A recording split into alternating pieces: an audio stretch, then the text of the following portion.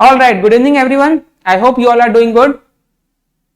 Yes, wonderful. So we will start today's session. How many of you have attended previous class? Just type me in the comment box. Great, wonderful. So last session में दोस्तों हमने बहुत important चीज discuss की थी. That was about reversibility and irreversibility. Okay.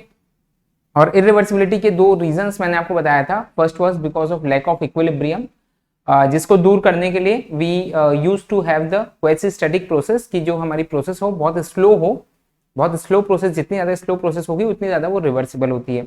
And second was irreversibility due to dissipative effect, जिसमें हमने देखा था कि फ्रिक्शन के कारण या फिर जो पैडल व्हील वर्क ट्रांसफर है उसके कारण या फिर फ्री एक्सपेंशन है इसके कारण जो इरिवर्सिबिलिटीज होती है that is because of dissipative effect. तो ये दो तरह के हमने इरिवर्सिबिलिटीज के रीजन देखा था और ये दो रीजंस को अगर हम हटा दें तो हमारी जो प्रोसेस है वो रिवर्सिबल होती है. This we have already see. Important lecture है, नहीं देखा है आपने तो प्रीवियस सेशन पहले देख लेना. आगे बढ़ते हैं दोस्तों. आज एक बहुत ही इंपॉर्टेंट टॉपिक हम करने जा रहे हैं, that is ideal gas. Okay, now before actually we move to the ideal gas, I want to know from you कि आप लोग की अंडरस्टैंडिंग आइडियल गैस के बारे में क्या है. I want each and everyone to just answer in the comment box what actually is ideal gas. क्या क्या चीजें आप लोग आइडियल गैस के बारे में जानते हैं, किस तरह से आप उसको डिफाइन कर सकते हैं. What is an ideal gas according to you? Yes, everyone, please answer this. What is ideal gas? Ideal gas आखिर होती क्या है और इसकी आखिर जरूरत क्यों पड़ी? Why have we assumed about the ideal gas? Yes. Okay, so the gas which obeys ideal gas laws is ideal gas. Okay, good. और ideal gas laws क्या है? Which is obeyed by ideal gas. ठीक है, तो मतलब ये वही हो गया कि मुर्गी पहले आई कि अंडा. ठीक है, तो इस तरह के आंसर्स आप लोग प्लीज अब देना बंद कर दीजिए. स्कूल लेवल के आंसर्स है वो. ठीक है, जो आइडियल गैस लॉ फॉलो करता है वो आइडियल गैस, और आइडियल गैस लॉ क्या होता है? जिसको आइडियल गैस फॉलो करती है. ठीक है, so this is not how you must define this. और इंटरव्यू में बिल्कुल इस तरह के आंसर्स मत देना. Okay, good, but you have tried, wonderful. ठीक है, और कोई?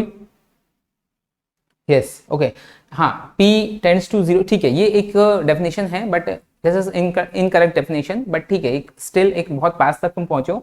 When pressure tends to 0, when pressure is very very low and temperature is very very high, तो उसको हम आइडियल गैस नहीं बोलते हैं. बट जो रियल गैस है इस कंडीशन में it behaves like ideal gas. ठीक है, ये चीज हम मान सकते हैं. देखो अब थोड़ा सा इसको ध्यान से समझो आइडियल गैस की चीजों को, और क्योंकि बहुत ज्यादा कंफ्यूजन हमको इस चीज को लेके रहता है. What actually is ideal gas और आखिर इसकी जरूरत क्यों पड़ी? मोर इंपॉर्टेंट इसकी इसको हमको एज्यूम करने की जरूरत क्यों पड़ी? इसके बिना क्या काम नहीं चल रहा था? ठीक है, और एक्चुअल में एग्जिस्ट करती भी नहीं है. आप लोग जानते हैं कि ideal gas does not exist in actual sense, तो फिर इसकी आखिर हमको जरूरत क्यों पड़ी? तो दोस्तों मैं सबसे पहली क्लास आपने अगर देखी होगी तो मैंने आपको सबसे पहले थर्मोडायनेमिक्स की हिस्ट्री के बारे में बताया था, है ना. और 18th सेंचुरी 17th सेंचुरी जब से स्टार्ट हुआ था, इनिशियली किस बेसिस पे बनते थे सारे लॉज जो थे, those all were experimental laws. जैसे जूल्स ने जो लॉ के लॉज डिफाइन किया था first of thermodynamics, those are based on the experiment. बहुत सारे एक्सपेरिमेंट, और एक्सपेरिमेंट ऐसे कोई 2-4 एक्सपेरिमेंट के बेसिस पे नहीं करते. They used to do hundreds and thousands of experiments, और उससे फिर जो रिजल्ट आता था, एक एवरेज आता था, उसको फिर वो लोग फाइनली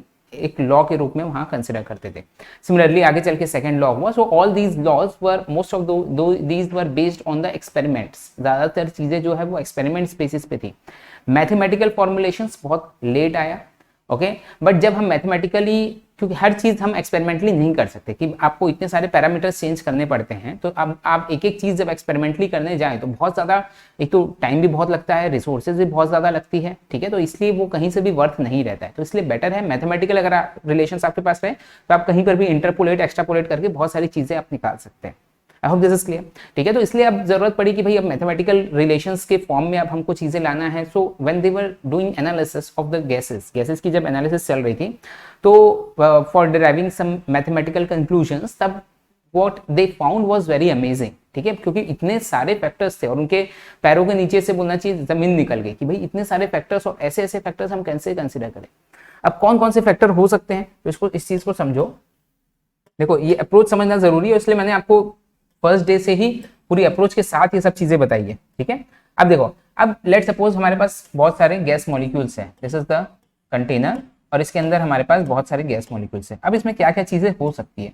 ठीक है। सबसे पहली चीज, when two gas molecules are nearby, जब पास पास में आपके दो मॉलिक्यूल्स आते हैं, एक दूसरे की विसिनिटी में आते हैं, तो either they are attracted towards each other और they are repelled from each other. या तो वो दोनों अट्रैक्ट होंगे, या तो फोर्स ऑफ अट्रैक्शन लगेगा, या फिर फोर्स ऑफ रिपल्शन होगा। तो ये जो अट्रैक्शन और रिपल्शन फोर्स है, ये निकालना अपने आप में बहुत मुश्किल काम है, और हर एक गैस के लिए निकालना ये अपने आप में मुश्किल काम है। ठीक है। तो सबसे पहला जो एजम्पशन है वो तो सबसे पहले उनको यही एज्यूम करना पड़ा that the intermolecular forces should be zero, क्योंकि अगर ये एज्यूम नहीं कर पाएंगे अगर ये एज्यूम नहीं करते तो हो सकता है कि आगे उनके लिए मैथमेटिकल डेरिवेशन निकालना पॉसिबल ही नहीं हो पाता। देखो एजम्पशंस हम क्यों लेते हैं, आपने स्ट्रेंथ ऑफ मटेरियल्स में भी अगर पढ़ा है तो देखा होगा कि बहुत सारे एजम्पशंस हम लेते हैं। सबसे पहला एजम्पशन ही रहता है उसमें, material is homogeneous isotropic and follows Hooke's law. जबकि हम सब जानते हैं कि आइसोट्रोपिक मटेरियल एक्चुअल में परफेक्ट आइसोट्रोपिक मटेरियल या परफेक्ट इलास्टिक मटेरियल एक्चुअल में पॉसिबल नहीं है, लेकिन फिर भी हम उस चीज को एज्यूम करते हैं। क्यों? क्योंकि हम नहीं एज्यूम करेंगे कि आइसोट्रोपिक है तो हर डायरेक्शन में प्रॉपर्टीज निकालनी पड़ेगी, वो मुश्किल हो जाएगा। सिमिलर केस विथ हियर, कि यहाँ पर भी हमको क्या करना पड़ेगा, सबसे पहले तो ये एज्यूम करना पड़ेगा that it is not having any intermolecular forces of attraction और रिपल्शन। ओके, तो सबसे पहला एजम्पशन ये किया गया दैट इंटरमॉलिक्यूलर फोर्सेस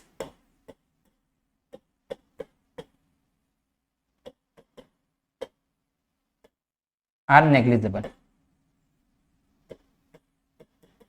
यस, ठीक है। क्यों किया गया ये चीज समझ में? अदरवाइज कैलकुलेशंस जो है वो मुश्किल होते हैं, पहली चीज। दूसरी चीज, अब इंटरमोलिकुलर फोर्सेस नेग्लिजिबल है, उसके लिए क्या हमको क्या एज्यूम करना पड़ेगा?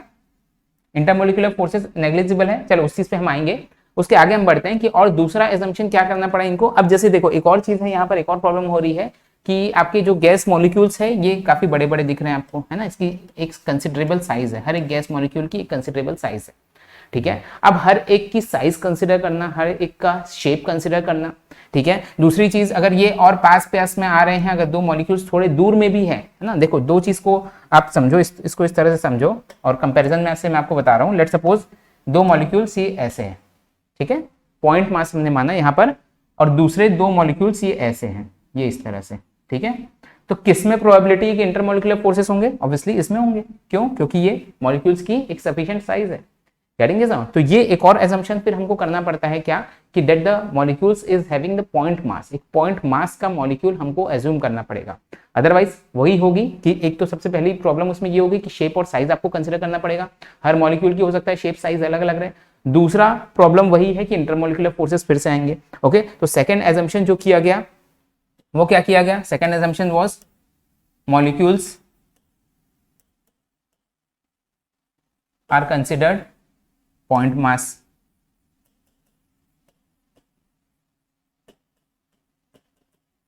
ठीक है, यानी कि उनकी जो शेप है, उनके जो साइज है, बहुत ही नेग्लिजिबल साइज कंसिडर की गई हर एक मॉलिक्यूल की। ठीक है, तो साइज जो है वो बहुत छोटी कंसिडर की। तीसरी एक प्रॉब्लम क्या थी? तीसरी एक problem, when the molecules collide with each other, ये मॉलिक्यूल्स अब मूव करेंगे एक दूसरे के पास, तो क्या करेंगे? एक दूसरे से कोलाइड करेंगे। कोलाइड करेंगे तो एक की एनर्जी दूसरे में ट्रांसफर होगी। करेंगे, तो ये चीज भी प्रॉब्लमेटिक है हमारे लिए, एक एक कैलकुलेशन निकालना कि कौन से किस वेलोसिटी से कर रहा है, कौन सी कितनी एनर्जी ट्रांसफर कर रहा है। ठीक है, तो ये भी एक प्रॉब्लमेटिक है। तो इसके लिए एज्यूम किया गया that the collision is perfectly elastic. Elastic collision, perfect elastic collision का मतलब क्या हुआ कि आपस में टकरा तो रहे हैं, वो ऐसा नहीं टकरा रहे हैं, but they are not transferring their energy, जिसकी जो एनर्जी है वो उतनी ही है आफ्टर कोलिजन एज वेल। ठीक है, तो परफेक्ट इलास्टिक कोलिजन ये और एज्यूम किया गया।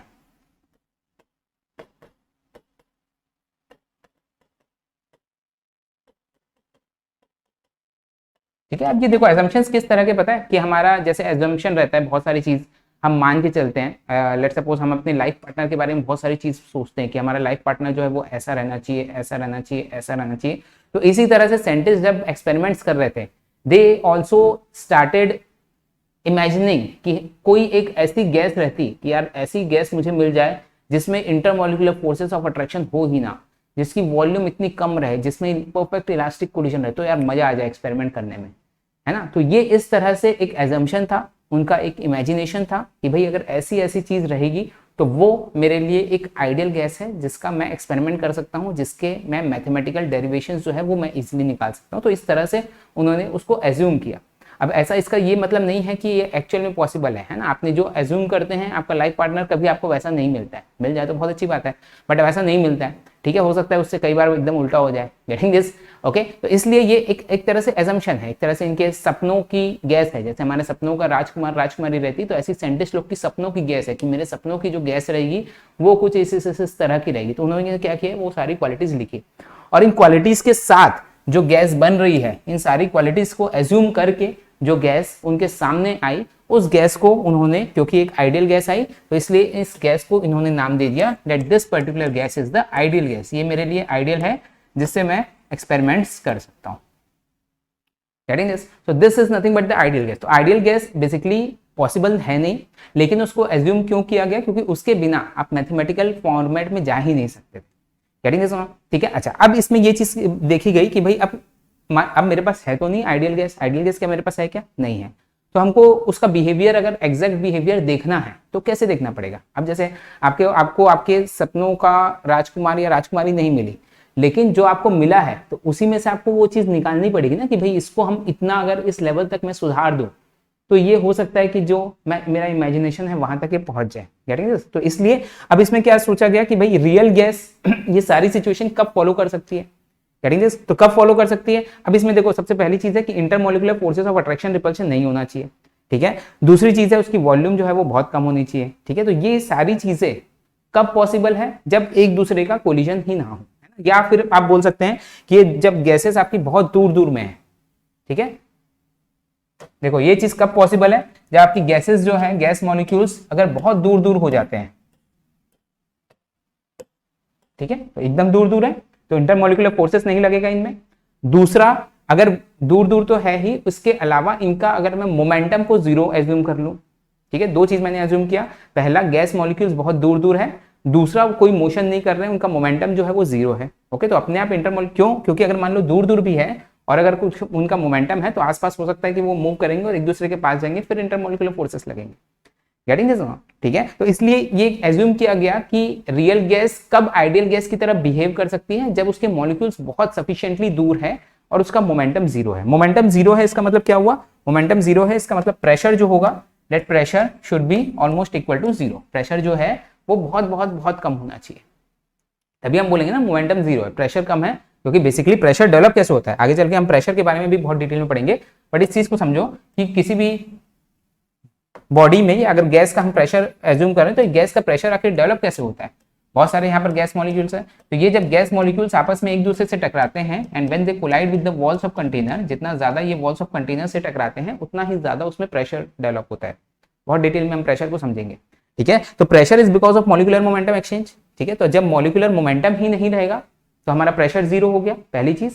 दूसरा, गैस मॉलिक्यूल्स दूर दूर कब होंगे, when temperature is very very high, okay, when temperature tends to infinity, या इंफिनिटी तो नहीं बोल सकते लेकिन बहुत ज्यादा, जब टेम्परेचर बहुत ज्यादा होगा तो गैस मॉलिक्यूल्स जो होंगे वो दूर होंगे, जब प्रेशर बहुत कम होगा तो गैस मॉलिक्यूल्स में मोमेंटम जीरो होगा। तो इसलिए इस पर्टिकुलर सिचुएशन में, तो जो आप लोग बोल रहे थे ना कि प्रेशर टेंड्स टू जीरो, जब प्रेशर जीरो होता है, टेम्परेचर इंफिनिटी होता है, तो आइडियल गैस बन जाती है। आइडियल गैस बनती नहीं है, but real gas behaves like ideal gas जब प्रेशर बहुत कम रहता है, ऑलमोस्ट जीरो रहता है, और टेम्परेचर बहुत ज्यादा रहता है किसी गैस का, तब उसका बिहेवियर स्टडी करने के लिए हम एज्यूम करते हैं that real gas is almost behaving like the ideal gas. I hope this is clear, ठीक है। तो आइडियल गैस एक वो आइडियल कंडीशन हमने एज्यूम की है, but pressure tends to zero, temperature tends to infinity, ये वाला कंसेप्ट कहां से आया, ये यहां से आया कि जब प्रेशर अगर जीरो हो जाता है, टेम्परेचर इंफिनिट होता है, तो ये सारी सिचुएशन, सारी कंडीशन जो है आइडियल गैस की वो सेटिस्फाई होती है। I think this is clear, yes, ठीक है। तो ये हुआ एक जो छोटी सी अंडरस्टैंडिंग है आइडियल गैस की, वो अपने माइंड में क्लियर कर लो कि उसकी प्रॉपर्टीज क्या क्या रहती है। फिर से मैं रिपीट कर रहा हूँ, the very first property of ideal gas should be the intermolecular forces of attraction और repulsion should be zero. Intermolecular forces of attraction repulsion बिल्कुल नहीं होना चाहिए, ठीक है। दूसरी प्रॉपर्टी क्या होगी कि उसकी जो वॉल्यूम है, किसकी, गैस मॉलिक्यूल की volume, that is very very very small, एक पॉइंट मास आप उसको मानते हैं, मतलब हम मानते हैं ऑलमोस्ट जीरो वॉल्यूम उसकी है, बहुत छोटा गैस मॉलिक्यूल हम एज्यूम करते हैं, उनका उसका ऑलमोस्ट पॉइंट मास रहता है। Getting this, that was second assumption। तीसरा assumption क्या है कि एक दूसरे से जब कोलाइड करते हैं, that collision is perfectly elastic, एकदम परफेक्ट इलास्टिक कोलिजन उनका उसका रहेगा, तब जो गैस हमको मिलेगी, ये सारे assumptions के साथ जो गैस हमको मिलती है, that is nothing but the ideal gas, तब हमको एक आइडियल गैस मिलती है। राइट। तो अब ये चीज समझ में आ गई साइंटिस्ट को कि भाई ऐसा ऐसा ऐसा है, जो हमारे सपनों की गैस है वो इस तरह की रहेगी, एक आइडियल गैस जो रहेगी वो इस तरह की रहेगी। अब नाउ दे स्टार्टेड एक्सपेरिमेंटिंग कि अब इस तरह की गैसेस का अगर हमको मैथमेटिकल डेरिवेशन चाहिए, ठीक है, तो वो हम किस तरह से कर सकते हैं। आई hope this is clear, yes, ठीक है। तो अब सबसे पहला जो कंसेप्ट आता है that is of universal gas constant, ठीक है। सबसे पहली जो चीज आती है that is universal gas constant. Now what actually is this universal gas constant, और इसको आखिर निकाला कहां से गया, ठीक है। देखो मैं आपको एक एक चीज बहुत डिटेल में बता रहा हूं और एक ओरिएंटेशन की तरह, एक स्टोरी की तरह सारी चीज समझा रहा हूं, ताकि आपको हमेशा वो चीज याद रहे और प्लस सब्जेक्ट में आपका इंटरेस्ट रहे, ठीक है। अच्छा, अब इस चीज को समझो that now scientist started experimenting on some piston cylinder arrangement,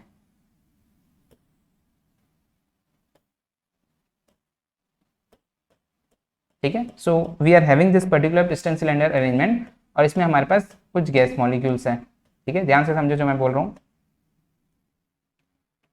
getting this, ठीक है ना। अब क्या होगा, अब this is having at this particular state, this is having let's suppose pressure P1, pressure इसका है P1, टेम्परेचर है इसका T1 और वॉल्यूम है इसकी V1 लेट्स सपोज, ठीक है। Now keeping temperature constant what they did was they were changing the volume, volume इसकी चेंज की जा रही है, और वॉल्यूम के करस्पॉन्डिंग क्या क्या क्या होगा, आपका प्रेशर भी चेंज होगा, ठीक है। वॉल्यूम हमको मिल रही है, वॉल्यूम के करस्पॉन्डिंग क्या मिल रहा है, प्रेशर मिल रहा है। तो इसके हम एक टेबल ड्रॉ कर देते हैं,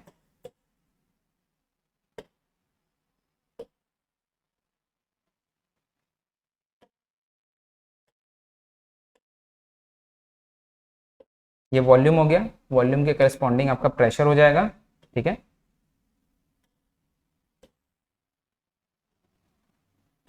okay, so this is volume V, volume के करस्पॉन्डिंग हो गया आपका प्रेशर P, ठीक है। नाउ अपार्ट फ्रॉम दिस एक टर्म ली गई that is PV by NT, ठीक है, PV बाय NT। नाउ ये में से कि सर ये टर्म कहाँ से आई और यही टर्म क्यों लिए, हो सकता है पहले बहुत सारी चीजें एक्सपेरिमेंट में किए होंगे, बट यहाँ पर जाके उनको रिजल्ट मिला PV बाय NT, ठीक है। अब ये PV बाय NT जो है, इसमें क्या किया गया, इस पर्टिकुलर एक्सपेरिमेंट में क्या किया गया, first they kept temperature T1 as constant. सबसे पहले टेम्परेचर मैंने आपको बताया कि T1 को कांस्टेंट रखा गया, मतलब एक आइसोथर्मल प्रोसेस हम कर रहे हैं और वॉल्यूम बढ़ाया जा रहा है, टेम्परेचर कांस्टेंट है, प्रेशर जो है वो कम होते जाएगा, ठीक है। तो वॉल्यूम बढ़ेगा, इसका प्रेशर कम होगा। तो हम इसमें हर एक पॉइंट पे ये चीज नोट करते जा रहे हैं कि फलाना वॉल्यूम पे इतना प्रेशर है और इतना PV बाय NT हमको मिल गया, ठीक है। फिर उसके बाद चेंज किया गया, यहाँ पर PV बाय NT1 बोल लो इसको। फिर उसके बाद वॉल्यूम चेंज किया गया, फिर वॉल्यूम चेंज करके हमने निकाला प्रेशर देखा और उसके करस्पॉन्डिंग PV बाय NT1 अभी पूरा कांस्टेंट टेम्परेचर पे ही चल रहा है। फिर तीसरी वॉल्यूम, थर्ड वॉल्यूम पे फिर वॉल्यूम थोड़ा और चेंज किया, उसके करस्पॉन्डिंग हमने प्रेशर देखा and then PV by NT1, ठीक है। तो हर एक वॉल्यूम के करस्पॉन्डिंग, हर एक प्रेशर के करस्पॉन्डिंग PV बाय NT की हमको वैल्यू मिल गई। I think this is clear, ठीक है। तो अब क्या किया गया, अब इसका ग्राफ प्लॉट किया गया, किसका किसका ग्राफ प्लॉट किया गया। एक्स एक्सिस में आपका होता है प्रेशर और वाई एक्सिस में PV बाय NT1 आपको, आप इसको बोल लो PV बाय NT बोल लो अभी, ठीक है, PV बाय NT, यस, ठीक है। समझ में आया, एक बार फिर से देख लो क्या किया हमने इसका टेम्परेचर कांस्टेंट रखा, प्रेशर हम चेंज कर रहे हैं और उसके करस्पॉन्डिंग वॉल्यूम चेंज हो रही है, तो वॉल्यूम हमने लिखा, उसके करस्पॉन्डिंग प्रेशर हमने लिखा एंड टेम्परेचर वाज कांस्टेंट, तो PV बाय NT1 की वैल्यू हमने डिफरेंट वैल्यूज देखी, ठीक है। तो अब हमारे पास क्या है, हमारे पास प्रेशर की वैल्यूज है, प्रेशर के करस्पॉन्डिंग PV बाय NT1 की वैल्यू है, ठीक है, और ये डायरेक्ट प्रोपोर्शनल वैल्यूज हमको मिल रही है। तो यहां पर हम इसका एक ग्राफ प्लॉट करते हैं, प्रेशर और उसके करस्पॉन्डिंग PV बाय NT1 की वैल्यू, ओके। तो ये सॉरी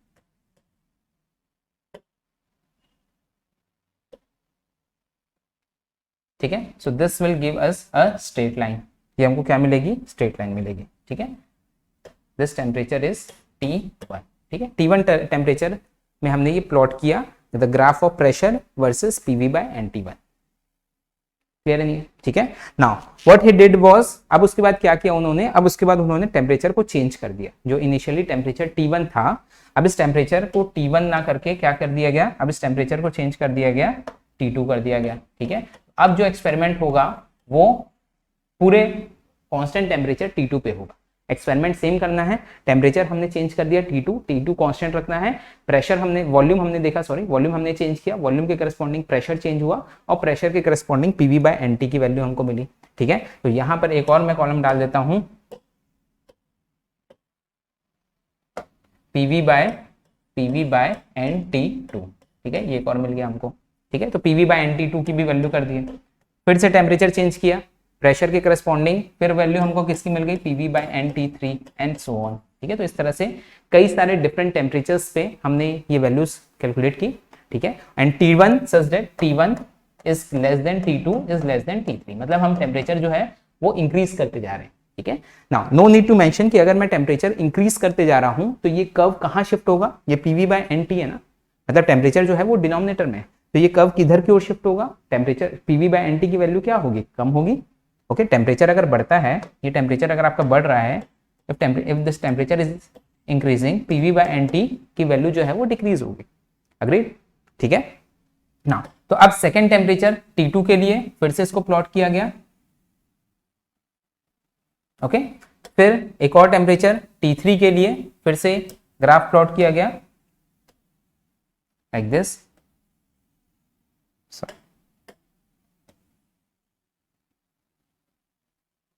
ठीक है, this is for temperature T2 and this is for temperature T3. Getting this?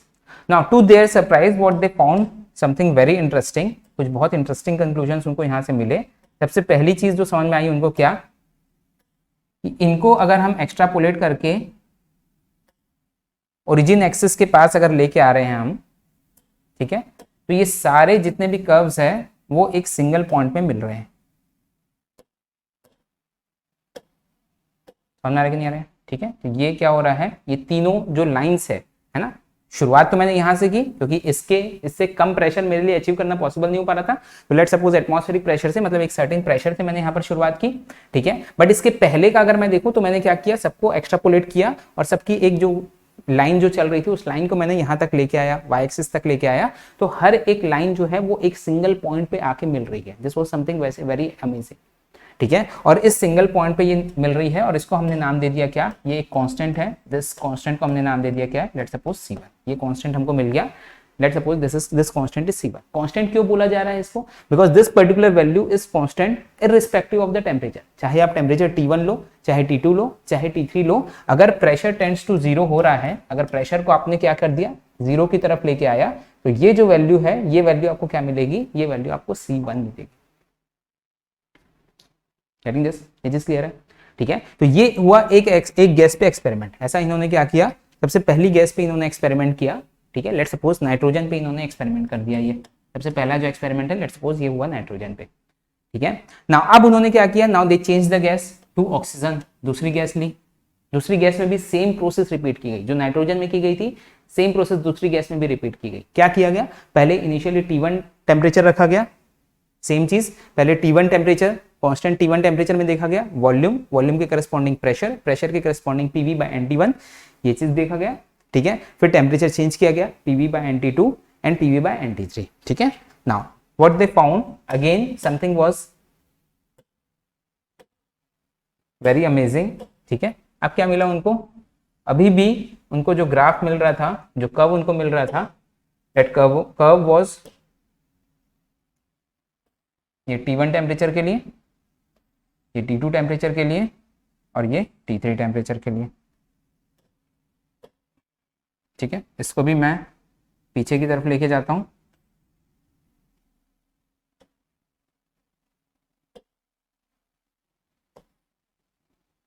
ठीक है, तो ये जो हमको मिला value, that is let's suppose C2। I think clear है ये? ठीक है, ये क्या हुआ, पहली गैस के लिए हमको ये वैल्यू मिली C1, दूसरी गैस के लिए ये सेम वैल्यू हमको मिली C2। ठीक है, नाउ कहानी यहाँ खत्म नहीं हुई है, कहानी हुई है यहाँ शुरू। कहानी यहाँ शुरू कैसे हुई है, what they found was and which surprise them कि कोई भी गैस आप चाहे ले लो, चाहे वो नाइट्रोजन ले लो, ऑक्सीजन ले लो, जो भी गैस आपको लेना है, for each and every gas this particular value C was constant. मतलब C जो है, C1 की वैल्यू जो है, ये जो C1 जो था ये C2 के इक्वल हमको मिल गया, C1 और C2 दोनों इक्वल मिल गए। ठीक है, फिर 3-4 गैसेस और उन्होंने ट्राई किए, सब में ये चीज देखी कि भाई सी की वैल्यू जो है यहाँ पर जो आके मिल रहा है, ये जो वैल्यू हमको सी की मिल रही है, हर गैस में ये चीज सेम हो रही है। करेंगे समझ, ठीक है। तो यहां से कंक्लूजन ड्रॉ किया गया क्या, कि हर एक गैस के लिए इस सी की वैल्यू जो है, ये सी की वैल्यू जो है ये आपकी सेम रहती है for each and every gas, C1 is equal to C2 is equal to C3 and so on, जितने भी गैसेस के लिए उन्होंने एक्सपेरिमेंट किया होगा, ठीक है। और उसकी वैल्यू कितनी हो गई, that is nothing but PV by NT, ठीक है। वैल्यू कितनी हो गई इसकी, PV by NT, but with the condition that limit pressure tends to 0, ठीक है। अगर प्रेशर टेंड्स टू 0 है तभी आपको ये चीज मिल रही है PV by NT। Is this clear? Pressure tends to 0 है, प्रेशर इज इक्वल टू 0 हमने नहीं किया है, ठीक है। प्रेशर टेंड्स टू 0 मतलब यहां पर हमने एक्स्ट्रापोलेट करके ये चीज प्रेडिक्ट की है। नहीं तो आप बोलेंगे कि sir pressure is equal to 0 तो ये वैल्यू 0 आ जानी चाहिए, नहीं, प्रेशर टेंड्स टू 0 हमने उसको, क्योंकि बिहेवियर आप देखेंगे, हम आगे एक और कंप्रेसिबिलिटी चार्ट देखेंगे, बिहेवियर बीच में अलग हो जाता है बट अल्टीमेटली 1 में जाके मिलता है, ठीक है। हम जब Z और P के बीच का देखेंगे तो उसमें भी आप वो चीज देखेंगे कि अल्टीमेटली 1 में जाके मिलता है, गेटिंग दिस नाउ, ठीक है। तो ये क्योंकि एक्स्ट्रापोलेट किया गया है, so pressure P tends to 0, C1 is equal to C2 is equal to PV by NT, ठीक है। तो ये जो वैल्यू है PV बाय NT, ठीक है, this particular value is constant for every gas, ये जो समझ में आ गई, इररिस्पेक्टिव ऑफ द गैस, चाहे वो नाइट्रोजन हो, ऑक्सीजन हो, कार्बन डाइऑक्साइड हो, जो भी गैस हो, for each and every gas this particular value was constant, ठीक है। तो इसको एक नाम दे दिया गया गैस कांस्टेंट का, क्योंकि ये कांस्टेंट किसका है, गैस का है, तो इसको नाम दिया गया gas constant, and because this is constant for each and every gas, हर एक गैस के लिए ये कांस्टेंट है, ये पर्टिकुलर वैल्यू, मतलब चाहे वो कोई भी गैस ले लो आप दुनिया की, सबके लिए कांस्टेंट है, इसलिए इसको नाम दे दिया गया यूनिवर्सल गैस कांस्टेंट। ये जो आर बार है, अच्छा ये सॉरी PV बाय NT, इसको फर्दर क्या कह दिया गया, आर बार कहा गया, विच is nothing but universal gas constant. क्यों यूनिवर्सल गैस कांस्टेंट बोले, समझ में आया क्यों बोल रहे हैं, क्लियर है चीज, ठीक है। क्यों, because for each and every gas इसकी वैल्यू जो रहेगी वो सेम रहेगी, ठीक है। और वो वैल्यू कितनी होगी तो निकालना बहुत मुश्किल नहीं था, जब सारी वैल्यूज हमारे पास है एक्सपेरिमेंट से, प्रेशर है, वॉल्यूम है, नंबर ऑफ मोल्स है, उसका टेम्परेचर है, so we can determine the value. और वो जो वैल्यू हमको मिली that was 8.314 kilo joule per kilo mole kelvin. So this became the standard value of universal gas constant which is R bar. R bar से इसको denote किया गया। I think this is clear, ठीक है। एक बार फिर से समझ लो क्या बोला मैंने, ये जो वैल्यू है हमने क्या किया, डिफरेंट टेम्परेचर के लिए पहले एक गैस में, गैस नंबर 1 में एक्सपेरिमेंट्स किए, उसको एक्स्ट्रापोलेट करके लास्ट में हम जब वाई एक्सिस में लेके आते हैं तो हर जो लाइन है वो सिंगल पॉइंट पे मिलता है, ठीक है। और उसको हमने नाम दे दिया कितना, वाई एक्सिस के कोऑर्डिनेट को उसको नाम दे दिया हमने कितना, C1। सिमिलरली जब हम दूसरी गैस में किए तब भी हमको कितना मिला, यहाँ पर C2। Surprisingly this C1 was equal to C2, मतलब हर एक गैस के लिए इसकी वैल्यू PV बाय NT की वैल्यू सेम आ रही है, provided this is very important condition, इसके बिना सब बेकार है, ये कंडीशन बहुत इंपॉर्टेंट है, provided limit P tends to 0, अगर लिमिट P टेंड्स टू 0 ही हो रहा है तभी वो सारी चीज पॉसिबल है, अदरवाइज नहीं है, गेटिंग दिस। तो limit P tends to 0 PV by NT, इसको हमने क्या नाम दे दिया, R bar, gas constant, okay. और कैसा गैस कांस्टेंट, क्योंकि हर गैस के लिए ये कांस्टेंट सेम है, so this became the universal gas constant, चाहे यूनिवर्स की कोई भी गैस ले लो इसकी वैल्यू आपको सेम मिलेगी, which is 8.314 kilo joule per kilo mole kelvin, clear और नॉट, ठीक है। फर्दर इसको यूनिट्स के साथ अगर आपको खेलना है तो ये कितना हो जाएगा, this is nothing but 8314 joule per kilo mole kelvin, या फिर 8.314 जूल पर मोल kelvin. I hope this is clear, यहां तक क्लियर है सबको, ठीक है। So this is nothing but the universal gas constant, यही हुआ आपका यूनिवर्सल गैस कांस्टेंट, ठीक है ना। अब ये जो कंडीशन यहाँ पर इनको मिल रही है, pressure P tends to 0, this is something which we wanted actually, है ना। हम आइडियल गैस के लिए इसी कंडीशन का तो इंतजार कर रहे थे ना, कि जब प्रेशर टेंड्स टू 0 होगा, जब उसकी intermolecular forces of attraction, repulsion, उसका मॉलिक्यूलर मोमेंटम जब 0 हो जाएगा, ठीक है, तब हमको जो इक्वेशन मिल रहा है that should be the ideal gas equation, yes और नो, ठीक है। तो ये हमको क्या मिल गया, PV बाय NT, ये PV by NT is equal to constant, ठीक है। और further what you can say is PV by NT जो हमारे लिए क्या था, एक कांस्टेंट था, which is nothing but R bar, ठीक है। और further you can write it as PV is equal to n r bar T. Okay, so this is nothing but the ideal gas equation. यही equation आपका क्या कहलाएगा,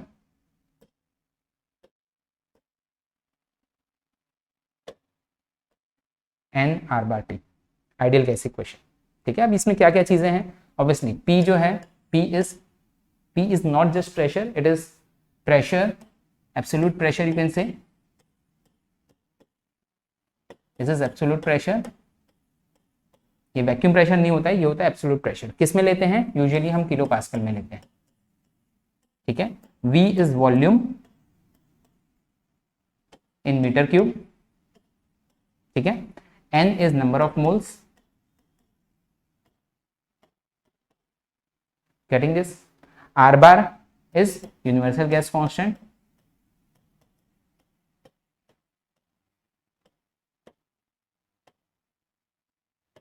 And T is not just temperature, it is again absolute temperature. यानी कि इसकी जो unit रहेगी की T की, वो केल्विन में रहेगी.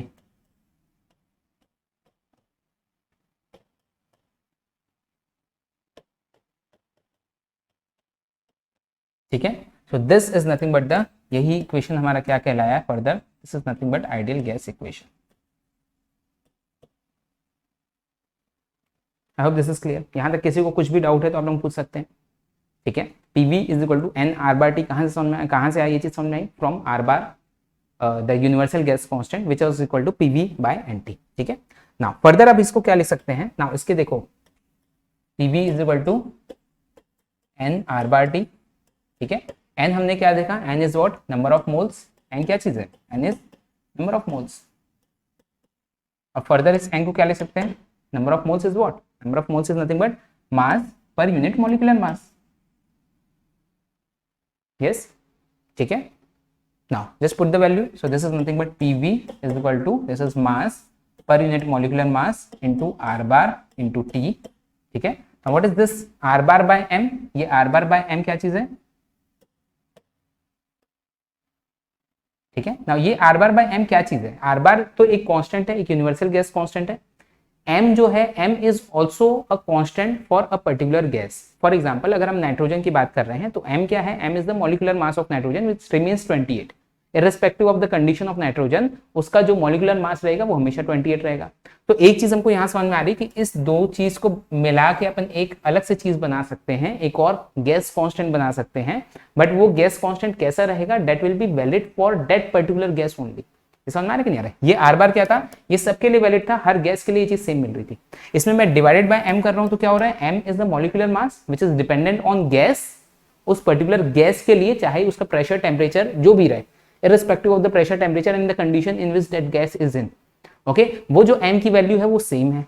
ठीक है, तो अब ये r bar by m, इसको मैं अलग से लिख सकता हूं क्या, this r bar by m, इसको मैंने अलग से एक नाम दे दिया which is nothing but r मैंने इसको नाम दे दिया. और इस r को मैंने डिफाइन किया किस तरह से, because this r is dependent on the characteristic of the gas. r किस पे डिपेंड कर रहा है, सीधा सीधा मॉलिक्यूलर मास पे डिपेंड कर रहा है. तो अगर गैस चेंज तो आपका r चेंज. ये समझ नहीं आ रहा है. ठीक है, तो इसलिए इसको नाम दे दिया गया क्या, this r is nothing but the, इस r को क्या बोला गया, this is nothing but characteristic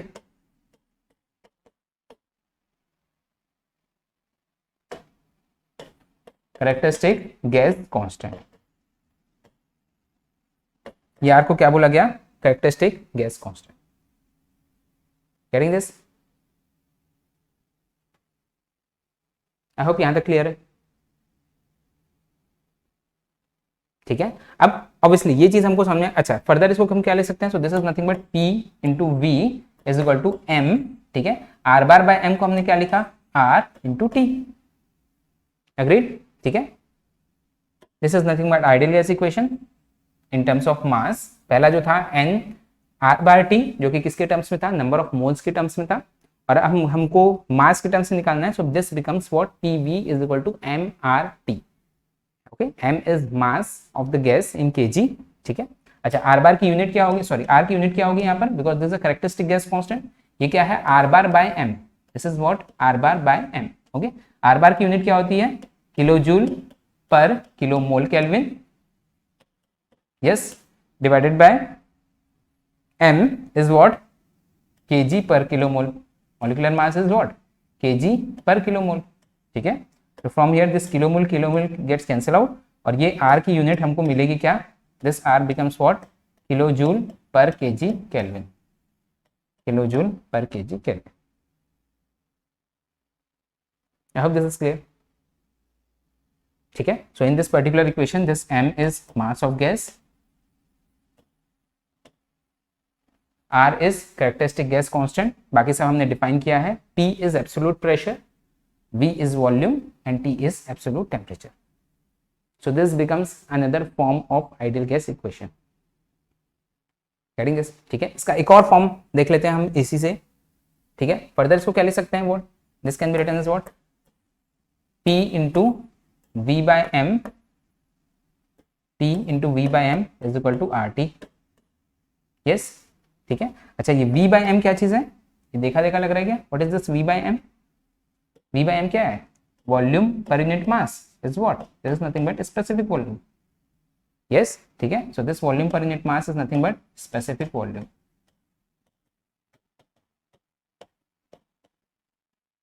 इसको हम किससे डिनोट करते हैं, स्मॉल v से, ओके। फर्दर क्या लिख सकते हैं, this can be written as p into small v is equal to RT, this is another form of ideal gas equation, p into small v is equal to RT, yes, ठीक है। Now further this can be written as what, एक और form देख लो, p is equal to RT by small v, लिख सकते हैं, v को हमने इधर ले आया, p is equal to RT by small v, and what is this 1 by small v, v is what, specific volume, what will be 1 by v is nothing but mass per unit volume, and what is mass per unit volume, क्या होता है, anyone, mass per unit volume is what, is nothing but density, yes, this is nothing but density, rho, okay। तो in terms of rho अगर आपको ये चीज लिखना है, so this becomes what, p is equal to rho RT, okay। so this is another form of ideal gas equation, clear है नहीं है, ठीक है। क्या क्या फॉर्म देखा हमने, एक बार फिर से देख लो, first form was PV is equal to n R bar T, ठीक है, इसमें कंफ्यूज मत होना है, तीन डिफरेंट फॉर्म्स है, PV is equal to n R bar T, जब हम नंबर ऑफ मोल्स के टर्म्स में देख रहे हैं, where n is number of moles, तो उस समय हम क्या यूज करते हैं, we use R bar which is nothing but universal gas constant, okay. बहुत सारे लोग को यही नहीं पता रहता कि कब हम नंबर ऑफ मोल्स के फॉर्म में यूज करते हैं और कब हम मास के फॉर्म में यूज करते हैं, और जब नंबर ऑफ मोल्स के फॉर्म में यूज करते हैं तो R कौन सा यूज होता है। When you are using n in terms of ideal gas equation in terms of number of moles, तब जो R use होता है that is nothing but universal gas constant, जिसकी वैल्यू फिक्स रहती है, which is 8.314 किलोजूल पर kilomole kelvin. And when you are using it in terms of mass, when you are using it in terms of mass, then it becomes what, PV is equal to mRT। अब जो R हमको मिल रहा है, that particular R is nothing but the characteristic gas constant which depends on characteristic of the gas, gas की characteristic पे, gas के molecular mass पे ये चीज डिपेंड करेगी, क्लियर है, ठीक है। तो अब एक चीज समझ में आ गई होगी कि हर एक गैस के लिए ये characteristic gas constant की वैल्यू जो रहेगी वो डिफरेंट रहेगी, okay. So now let us just determine the value of characteristic gas constant for different gases, अलग अलग गैसेस के लिए अब हम characteristic gas constant की वैल्यू निकालते हैं, ओके, ठीक है। अलग अलग गैसेस के लिए अलग अलग रहेगी, तो हम निकालते हैं कुछ एक गैसेस के लिए, let's suppose for nitrogen, molecular mass कितना होता है, N2, 14 into 2 is 28, ठीक है। Now what should be the value of R, the R of nitrogen, this should be equal to what, 8.314 divided by 28, okay, and from here you will get this as 0.297 kilojoule per kg Kelvin, okay। this is the value of characteristic gas constant R for nitrogen, yes, ठीक है। similarly oxygen के लिए क्या हो जाएगा, for oxygen this R will be equal to 8.314 divided by 32, molecular mass of oxygen is 32, okay। so this will be equal to, ये कितना होगा, on calculation you will get this as 0.26 kilojoule per kg Kelvin। I hope this is clear, yes, ठीक है।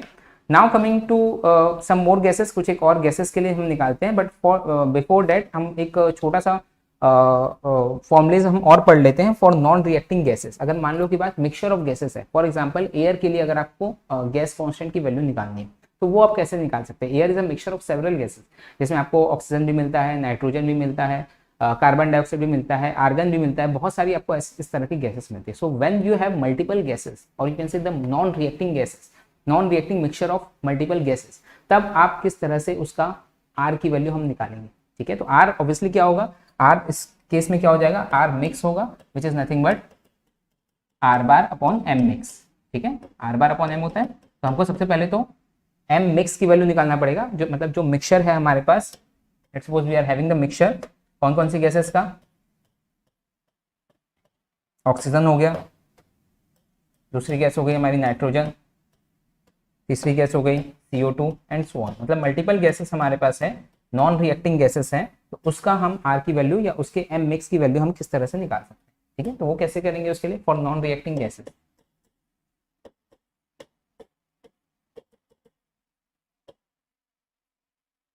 ठीक है, first case if number of moles are given,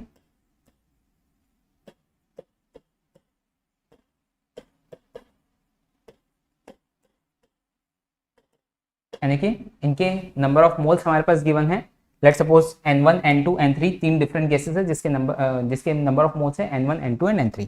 तो N1 को हम फर्दर क्या लिख सकते हैं, N1 can be written as M1 by capital M1, yes, N2 can be written as M2 by capital M2 and N3 can be written as M3 by capital M3, where M is small m is mass and capital M is molecular mass।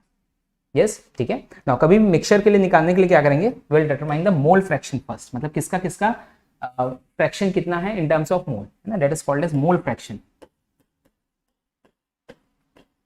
Mole fraction का मतलब क्या हुआ कि इसका इस particular gas का, gas number 1 का कितना फ्रैक्शन है out of the total gas, मतलब टोटल नंबर ऑफ मोल्स में इसका कितना फ्रैक्शन है, that is called as mole fraction. ठीक है, तो ये हम क्या नाम दे रहे हैं इसको, मोल फ्रैक्शन इज x1 बार। ठीक है, and this x1 bar is nothing but, ये कितना हो जाएगा, what will be x1 bar, this is nothing but N1 upon N1 plus N2 plus N3। Yes, ये समझना है कि नहीं है? ठीक है, मतलब इसका x1 का मतलब गैस नंबर 1 का कितना मोल है as compare to the total number of moles, तो टोटल नंबर ऑफ मोल्स इसमें कितनी है, N1 plus N2 plus N3। ठीक है, number of moles of gas 1 is N1, number of moles of gas 2 is N2, number of moles of gas 3 is N3, total number of mole is N1 plus N2 plus N3, out of which gas 1 की N1 है, तो mole fraction is N1 upon N1 plus N2 plus N3। I hope this is clear. Yes, similarly x2 बार हो जाएगा आपका, x2 bar will be equal to N2 upon N1 plus N2 plus N3, okay, and x3 bar will be equal to N3 upon same चीज N1 plus N2 plus N3, clear or not? ठीक है, now if you want to determine M mix, total आपको molecular mass किसका निकालना है, mixture का, तो M mix कितना हो जाएगा, obviously total molecular mass of gas 1 is M1, okay, और इसका फ्रैक्शन कितना है x1।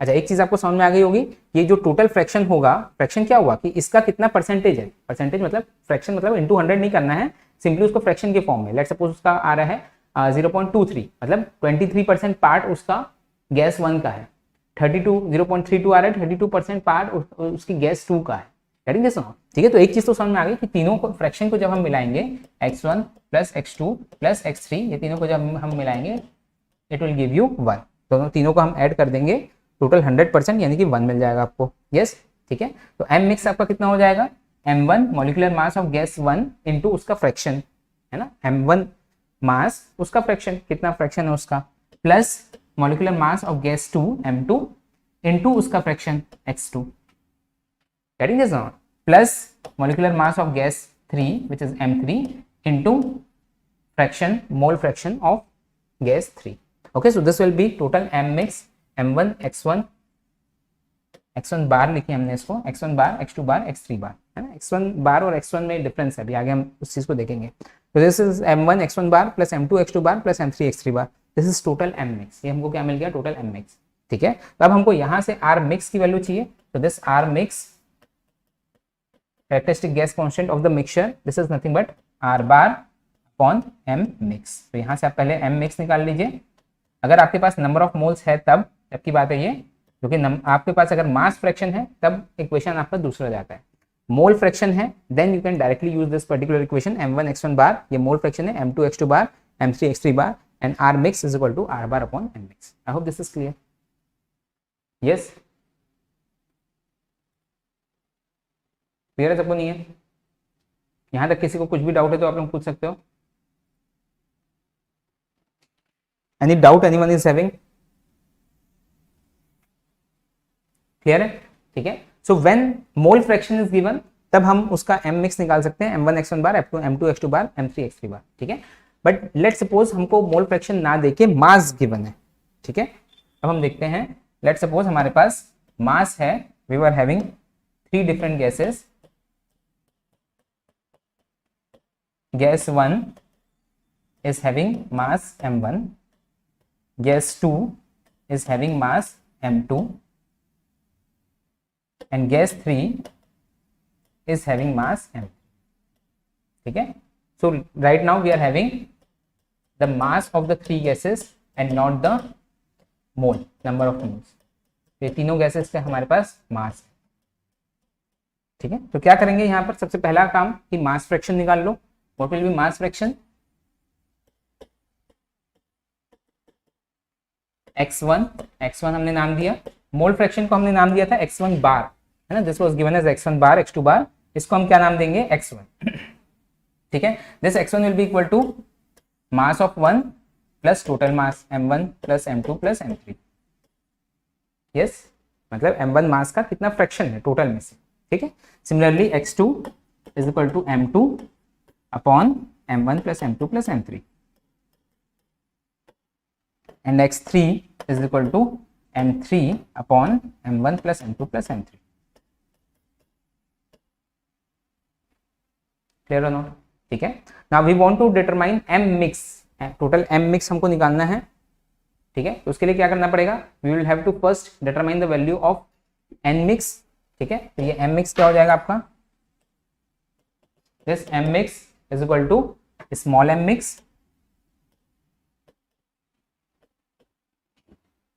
Upon number of moles, n is equal to क्या होता है? m upon m। Okay, n mix,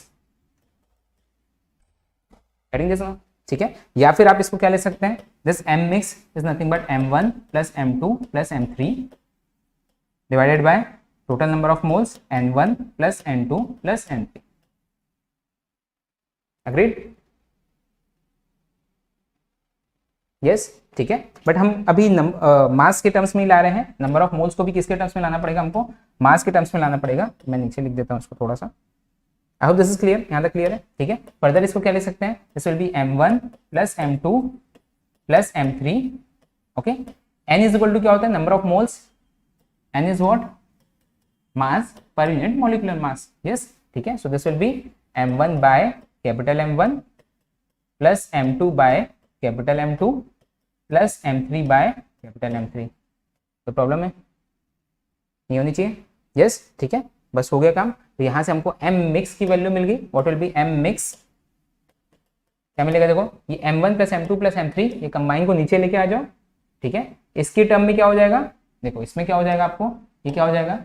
m1 upon capital M1 into m1 plus m2 plus m3। Yes, ठीक है, इसको अगर मैं नीचे लाता हूँ m1 plus m2 plus m3 को, ये तीनों के डिनोमिनेटर में आ जाएगा ये। तो ये पहली टर्म क्या हो जाएगी? m1 upon capital M1 into m1 plus m2 plus m3। अच्छा, ये क्या चीज दिख रही है हमको? देखो, what is this? m1 upon m1 plus m2 plus m3 is nothing but x1, है ना, x1 ही बोला हमने इसको। तो ये क्या हो गया? x1 upon m1। तो दिक्कत है? ऐसा नो सही है? नहीं है? ठीक है, तो क्या मिल गया हमको?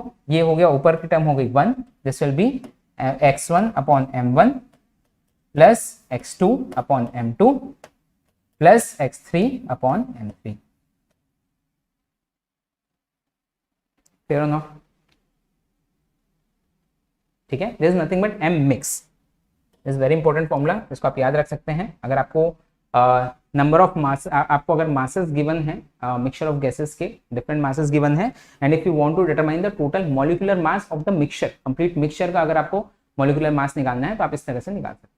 आई hope this is clear. Yes, ठीक है, नाउ अब क्या करेंगे आप? What will you will do? Is are बार, हमको क्या निकालना था बेसिकली, आर की वैल्यू निकालना है ना, R is equal to what, R bar upon M, R bar upon M mix you can say, yes, ठीक है। तो ये क्या हो जाएगा, एम मिक्स की वैल्यू आपके पास है, you can easily determine the value of R from here which is characteristic gas constant, okay. और इसका सिग्निफिकेंस क्या है, इस पर्टिकुलर फॉर्मूले का सिग्निफिकेंस क्या है कि जब भी आपके पास मिक्सचर ऑफ गैसेस है and if you want to determine the characteristic gas constant या फिर मॉलिक्यूलर मास, उसका अगर आपको निकालना है आप डायरेक्टली इस फॉर्मूले को यूज कर सकते हैं। Mixture of gases for example air, तो अब हम एक काम करते हैं कि हम ड्राई एयर का मॉलिक्यूलर मास और आर की वैल्यू निकालते हैं। आई होप यहाँ तक क्लियर है सबको, यस, ठीक है। कुछ डाउट है तो पूछ सकते हो, एनीवन, ठीक है। हाँ, क्या करेंगे अब देखो, फॉर एयर, एयर के लिए देखो क्या होगा,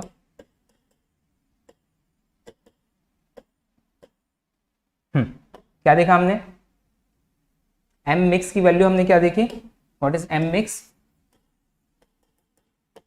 1 upon x1 by m1 plus x2 by m2 plus x3 by m3, ठीक है। Just remember this particular formula, किसी भी मिक्सचर के लिए आप निकाल सकते हैं। Now in air you have got different gases, बहुत सारी गैसेस होती है, बट जो मेजर गैसेस होती है, मेजर जो कंट्रीब्यूशन रहता है, एक तो पहला होता है आपका नाइट्रोजन विच इज 78% इन मास, ये मास वाइज में मैं आपको बता रहा हूँ, 78% मास किसका रहता है, नाइट्रोजन का रहता है, ऑक्सीजन का अप्रोक्सीमेटली 21% रहता है, ओके। और डिफरेंट गैसेस का, अदर गैसेस का, CO2 हो गया, आर्गन हो गया, उनका सबका मिला के 1%, ठीक है। तो बेसिकली बाकी की जो गैसेस रहती है बहुत कम रहती है, मेजरली हमको किसका किसका देखना पड़ेगा, ऑक्सीजन और प्लस, हाँ, ऑक्सीजन, नाइट्रोजन और CO2 अप्रोक्सीमेटली 1% रहती है, और पॉइंट समथिंग समथिंग कुछ आर्गन और जो दूसरी गैसेस रहती है वो उतनी रहती है, दिस, ठीक है। और ये हम ड्राई एयर की बात कर रहे हैं, अगर वो वेट एयर रहती है तो वाटर वेपर का भी कुछ पार्ट उसमें रहता है, but we are now talking of the dry air only, ये ड्राई एयर की बात कर रहे हैं, ठीक है। तो ये 3 डिफरेंट गैसेस है। अब इन 3 गैसेस का क्या क्या चीज लगेगा, एक तो हमको x1 x2 x3 लगेगा, मतलब तीनों का मास फ्रैक्शन लगेगा, पहली चीज। दूसरा m1 m2 m3 लगेगा, ये m2 है, कैपिटल M2, ठीक है। नाउ ये में से कि सर आपने 2 फॉर्मूला बताया था, आपने ये वाला फॉर्मूला क्यों नहीं यूज किया, ये सबसे पहला फॉर्मूला हमने ये वाला देखा था, m1 x1 plus m2 x2 plus m3 x3, ये वाला जो फॉर्मूला था ये कब के लिए था, when you have number of moles, जब आपके पास नंबर ऑफ मोल्स है तब आप इस फॉर्मूले को यूज करेंगे। यहाँ पर जो आपको मिल रहा है ये मास वाइज डिस्ट्रीब्यूशन है, एयर में 78% नाइट्रोजन का मास वाइज आप देखें 78% नाइट्रोजन रहता है, 21% ऑक्सीजन रहता है, अप्रोक्सीमेटली 1% CO2 रहता है, ठीक है। तो ये मास वाइज डिस्ट्रीब्यूशन है, इसलिए हमको ये वाला this formula we will have to use, getting this now, I hope this is clear, yes. अच्छा, अब मुझे ये बताते जाओ बस कि x1 x2 x3 और m1 m2 m3 क्या क्या होगा, जस्ट टेल मी। x1 कितना हो जाएगा, ये तो दिया हुआ ही है 78%, तो मास का फ्रैक्शन कितना हो जाएगा 0.78, ठीक है। इसने मास नहीं दिया है, बट एयर के लिए हमको पता है कि 78% ही रहता है ये।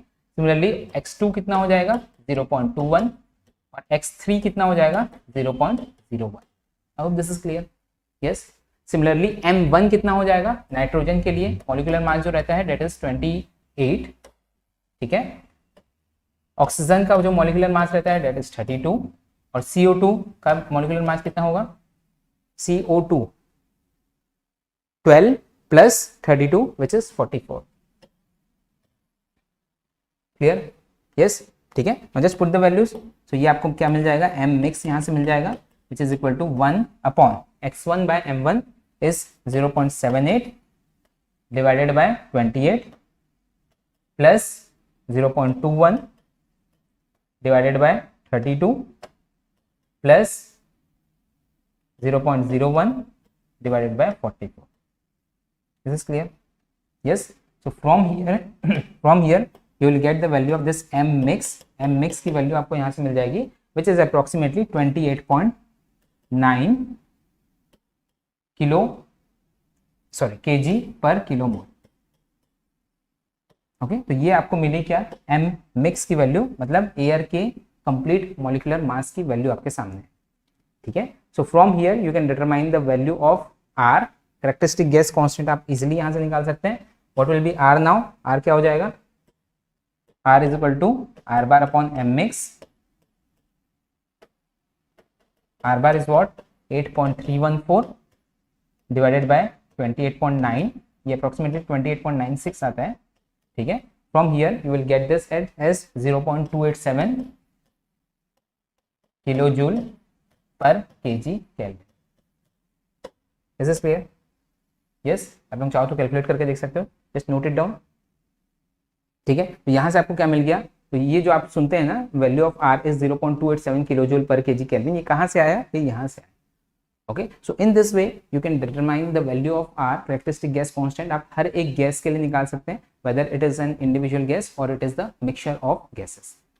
I hope this makes sense. Yes, is this clear to everyone? If this is clear, just type C in the comment box. फिर हम आगे बढ़ते हैं इसके।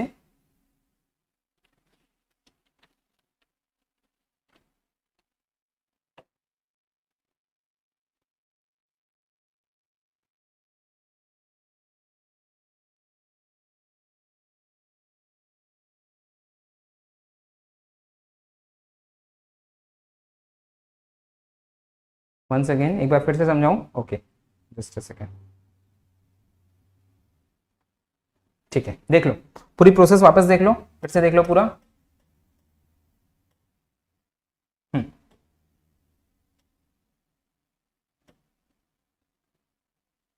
राइट, क्या किया? सबसे पहले हमने डिफाइन किया यूनिवर्सल गैस कांस्टेंट। किसके किसके बीच में ग्राफ था वो? That was a graph between pressure and PV by NT. Pressure और पीवी बाय एनटी के बीच का ग्राफ था। किसी गैस में हमने क्या किया, we were using piston cylinder arrangement, और वहां पर हमने डिफरेंट प्रेशर डिफरेंट वॉल्यूम्स निकाली, उसके करस्पॉन्डिंग पीवी बाय एनटी की वैल्यू निकाली। तो ये हमको ग्राफ मिला for gas 1, for T1 temperature, for T2 temperature and for T3 temperature. Different temperatures के लिए हमने निकाला। Now what we observe was कि ये तीनों कहां पर आके मिल रहा है? एक पर्टिकुलर पॉइंट पे मिल रहा है, हमने इसको नाम दिया C1। फॉर डिफरेंट गैस, कोई दूसरी गैस के लिए, again we got this particular point as C2। This C1 and C2 were equal fortunately. तो ये दोनों, एक चीज हमको समझना है कि कोई भी गैस आप ले लो, ये जो C की value PV by N T की वैल्यू है, ये सेम मिलेगी हमको कहां पर? दैट इज मोर इंपॉर्टेंट, कहां पर मिल रही है?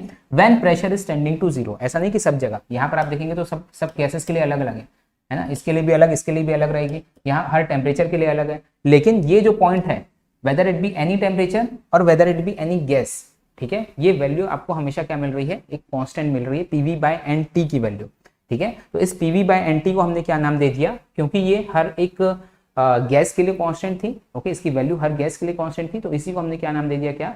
यूनिवर्सल गैस कांस्टेंट, ठीक है। So this was universal gas constant, जिसको हमने नाम दिया are bar, which is 8.314 kilo joule per KG kelvin. I hope this was clear, यहाँ तक क्लियर था सबको? यस, ठीक है। फिर इसके बाद हमने क्या देखा? फर्दर इस एन को फर्दर इस एन को हमने क्या लिखा? n was number of moles which is mass per unit molecular mass। तो ये r bar by m क्या मिल गया? this r bar by m is nothing but r which is characteristic gas constant। और क्यों characteristic gas constant कहा गया इसको? because it is depending on the molecular mass। किस पे डिपेंड कर रहा है? molecular mass पे डिपेंड कर रहा है, ठीक है। and then we determine different equations of ideal, different forms of you can say ideal gas equation। yes, ठीक है। now उसके बाद हमने क्या किया? for different gases what will be the value of characteristic gas constant। एक चीज हमको समझ में आ गई कि मॉलिक्यूलर मास की वैल्यू जितनी ज्यादा होगी, ठीक है, R इज इक्वल टू क्या देखा हमने? R is equal to R bar by M, okay. More is the molecular mass, जिसका मॉलिक्यूलर मास जितना ज्यादा होगा, उसके कैरेक्टरिस्टिक गैस कांस्टेंट की वैल्यू उतनी ही कम होगी। नाइट्रोजन के लिए हमको कितनी मिली? 8.314 डिवाइड बाय 28 इज 0.297। ऑक्सीजन के लिए 8.314 डिवाइड बाय 32 इज 0.26, ठीक है। नाउ द क्वेश्चन अराइजेस कि सर जब मिक्सचर ऑफ एयर रहे तब फिर हम क्या करेंगे? तो उसके लिए मैंने आपको बताया मिक्सचर ऑफ एयर, अगर हमारे पास नंबर ऑफ मोल्स अवेलेबल है, मिक्सचर ऑफ एयर के नंबर ऑफ मोल्स अवेलेबल है, दो डिफरेंट चीजें मैंने आपको बताई। फर्स्ट वाज नंबर ऑफ मोल, दूसरा वाज मास, ठीक है। तो पहले हमने देखा नंबर ऑफ मोल्स अगर हमारे पास अवेलेबल है n1 n2 n3, ठीक है, तो उसके करस्पॉन्डिंग जो मोल फ्रैक्शन निकलेगा x1 bar x2 bar x3 बार। मोल फ्रैक्शन का मतलब क्या हुआ कि जो नंबर ऑफ मोल्स है divide by total number of moles, number of mole of that particular gas divided by total number of moles. तो n x1 bar x2 bar x3 bar मिला, then total m mix, molecular mass of mixture m1 x1 bar m2 x2 bar m3 x3 bar, ठीक है। तो यहां से आपको मिल गया क्या? r mix which is r bar by m mix, ठीक है। यस, ठीक। Now if mass is given, not molecular mass, mass fraction given है अगर, ठीक है, तो मास फ्रैक्शन गिवन है तब हमने क्या किया? we determine x1 x2 and x3 which are mass fractions, okay। then उसके बाद हमने m mix निकालने के लिए क्या किया? small m mix upon n mix which is m1 plus m2 plus m3 upon n1 plus n2 plus n3। Finally we got this particular expression, ये आपको याद रखने वाली चीज है मास फ्रैक्शन के लिए, m mix is equal to 1/x1 by m1 plus x2 by m2 plus x3 by m3, ठीक है। Now we put all these values for air, और फाइनली एयर के लिए हमको जो वैल्यू मिली गैस कांस्टेंट की, that was 0.287 kilojoule per kg kelvin. How this is clear? Clear नहीं है सबको? Yes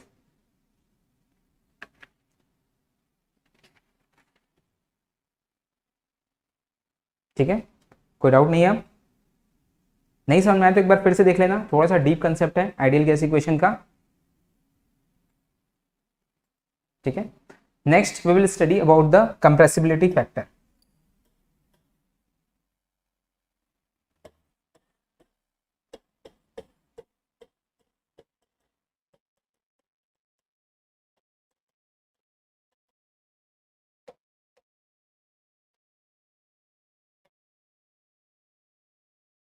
okay, now what actually is this compressibility factor? थोड़ा बहुत जानते हैं क्या इसके बारे में, सुना है आपने? What is this compressibility factor?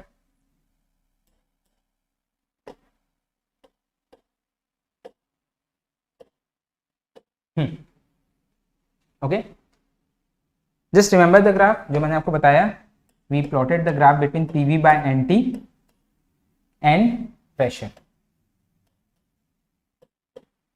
ठीक है, फॉर डिफरेंट टेम्परेचर्स। सबसे पहले for temperature T1, then for temperature T2, then for temperature T3, ठीक है, और तीनों मिल रहे थे कहां पर?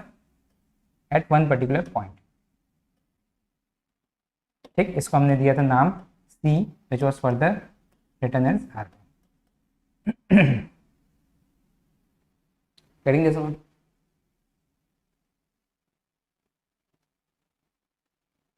क्लियर नहीं है? ठीक है। Now what actually is this compressibility factor? ठीक है, now just understand this particular thing. Compressibility factor, इसको हम डिनोट करते हैं Z से। Now what is this compressibility factor? This is nothing but actual volume of gas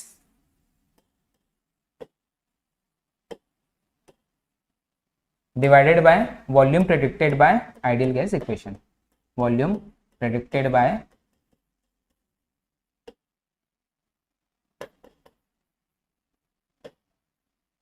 ideal gas equation, ठीक है। जब हम गैस की बात कर रहे हैं, obviously we are talking of real gas होनी, हम हर गैस की रियल गैस होने की ही बात कर रहे हैं, ठीक है। तो अब हमको क्या करना है, हमको ये देखना है, एक ऐसा फैक्टर हमने बनाया जो कि आपका जो गैस है वो आइडियल गैस से कितना ज्यादा डेविएट करता है, ये आपको वो फैक्टर बता सकता है, which is called as compressibility factor. Just try to understand this. Compressibility factor को कैसे हमने डिफाइन किया कि उसका उस पर्टिकुलर गैस का एक्चुअल वॉल्यूम क्या है डिवाइडेड बाय, अगर हम उसको आइडियल गैस कंसिडर करते हैं तब उसकी वॉल्यूम कितनी होगी। Getting this one? ठीक है, इसका मतलब क्या हुआ, let's suppose the actual volume of gas is V, ठीक है, and what is the volume predicted by ideal gas equation. ठीक है, आइडियल गैस इक्वेशन क्या देखा हमने, PV is equal to N R/T, this is volume predicted by ideal gas equation. तो ये VI आपका क्या आ जाएगा, is nothing but N R/T upon P। Yes, ठीक है, तो ये कितना हो जाएगा, this is actual volume of gas, V is actual volume divided by N R/T upon P। ठीक है, तो इसी को हमने नाम दे दिया क्या, कंप्रेसिबिलिटी फैक्टर। ठीक है, now what is the significance of this compressibility factor, क्या ये चीज हमको समझाता है कंप्रेसिबिलिटी फैक्टर। ठीक है, now just try to understand. अगर मान लो की बात, इस कंप्रेसिबिलिटी फैक्टर Z की value, if this Z is less than 1, अगर ये Z जो है ये 1 से लेस हो रहा है, 1 से लेस हो रहा है, इसका मतलब क्या हुआ, the actual volume of gas is less than the volume predicted by ideal gas equation. Is this clear? Actual volume जो है गैस की वो कम है as compare to what predicted by ideal gas equation. यही मतलब हुआ इसका, एक्चुअल वॉल्यूम उसकी कम है, या यू कैन से अगर एक्चुअल, अगर मैं इसको स्पेसिफिक वॉल्यूम के भी टर्म्स में ले लूं, ठीक है, capital V by N, you can further take it as P into small v divided by RT, ले सकते हैं। ठीक है, इसका मतलब क्या हुआ कि एक्चुअल वॉल्यूम जो है वो कम है as compare to volume predicted by ideal gas equation. ठीक है, इसका मतलब एक्चुअल डेंसिटी आपकी ज्यादा होगी गैस की, स्पेसिफिक वॉल्यूम कम है। Okay, what is specific volume, volume per unit mass. And what is density, mass per unit volume. इसका मतलब अगर आपका z ज्यादा है तो डेंसिटी आपकी कम होगी, अगर सॉरी वॉल्यूम ज्यादा है, स्पेसिफिक वॉल्यूम ज्यादा है तो आपकी डेंसिटी कम होगी, और अगर स्पेसिफिक वॉल्यूम कम है तो आपकी डेंसिटी ज्यादा होगी। नाउ दिस इज क्लियर, ठीक है। तो अगर z लेस देन 1 है, z लेस देन 1 है, इसका मतलब क्या हुआ कि एक्चुअल वॉल्यूम आपकी कम है as compare to volume predicted by ideal gas equation. इसका मतलब एक्चुअल डेंसिटी ऑफ गैस क्या होगी, ज्यादा होगी as compare to the density of gas predicted by ideal gas equation, और you can say ideal gas density से उसकी density जो है वो ज्यादा। I hope this is clear, ठीक है। So this actually is the significance of z, ठीक है। यू कैन राइट दिस, लिख लो इस चीज को, एक बार फिर से समझ लो। पहले क्या बोला मैंने, what is z, z is nothing but actual volume of gas divided by volume predicted by ideal gas equation. यहां तक क्लियर था, ठीक है। यस, तो z का हमारे पास क्या मिला, z is nothing but pv upon n r bar t, ठीक है। z की वैल्यू हमको क्या मिल गई, pv upon n r bar t, ठीक है। अब ये जो है यहाँ पर आपको जो मिल रहा है ये किसके किसके लिए है, this is for z is for z greater than 1, ये किसके लिए मिलेगा हमको, for z greater than 1, this is also for z greater than 1, इसका स्लोप क्या हो रहा है, पॉजिटिव स्लोप है, और ये क्या होगा, z less than 1। This is clear और नो, ठीक है। तो अब इसका सिग्निफिकेंस क्या हुआ, अगर एक्चुअल z की वैल्यू लेस देन 1 आ रही है, if z is less than 1, इसका मतलब एक्चुअल वॉल्यूम जो है गैस की वो कम है as compare to volume predicted by ideal gas equation. यही मतलब हुआ, actual volume, specific volume you can say of gas is less than the actual volume predicted by ideal gas equation. इसका मतलब एक्चुअल डेंसिटी जो होगी gas की वो ज्यादा होगी as compare to density predicted by ideal gas equation, ठीक है। So this was the meaning of z if z is less than 1। if z, write down this note, if z is less than 1, ठीक है, then density of gas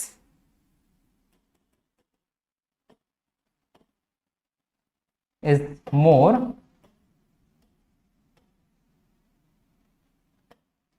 as compared to what predicted by ideal gas equation।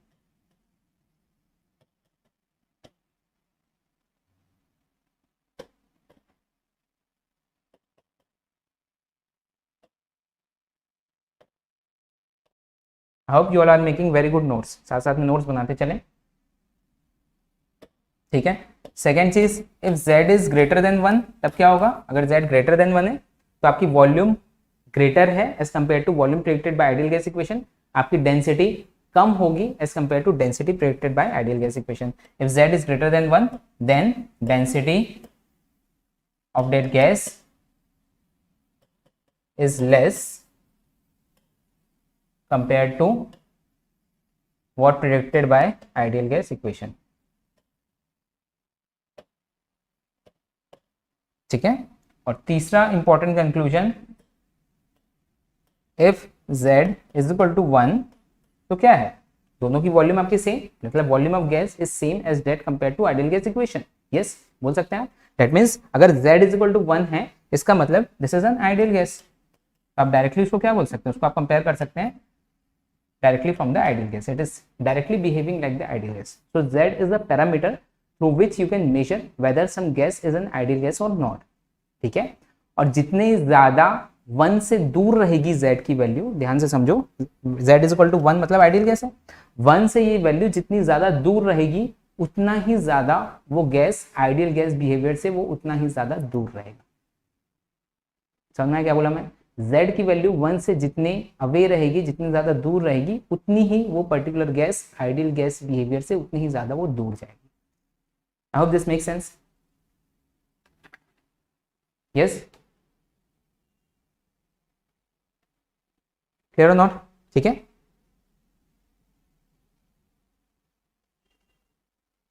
Right, ठीक है।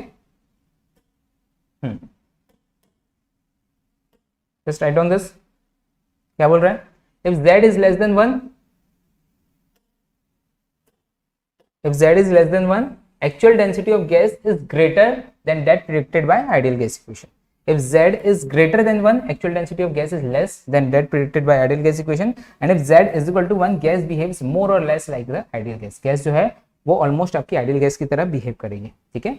Now write down this note, factor z is dimensionless and it becomes it becomes unity for ideal gas at all pressure and temperature. Her pressure और हर temperature पे ये जो z की value है for ideal gas that will become unity. This is clear now? Yes, I hope this is clear. ठीक है, right. ठीक है, आज के सेशन में कुछ भी कहीं डाउट है तो आप लोग पूछ सकते हो. नेक्स्ट सेशन में हम लोग रिड्यूस्ड पैरामीटर पढ़ेंगे. Again very very important topic, reduced parameter, और बहुत सारे और इंटरेस्टिंग चीजें. और then will also be discussing the actual physical meaning of ideal gases. ठीक है, any doubt anyone is having? Yes, anyone?